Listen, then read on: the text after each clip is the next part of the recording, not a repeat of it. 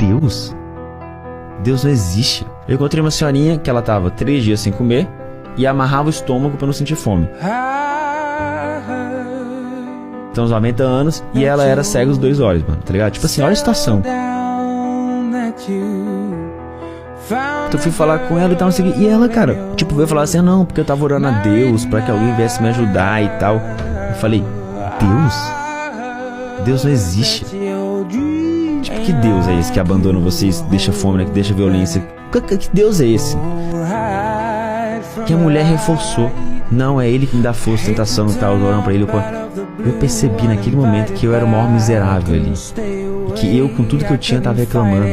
E ela, com aquelas situações todas extremas, estava exatamente com muito mais fé do que eu. E foi naquele momento que eu percebi que Deus nunca abandonou eles. Quem abandonou fomos nós. Never mind, I'll find someone like you.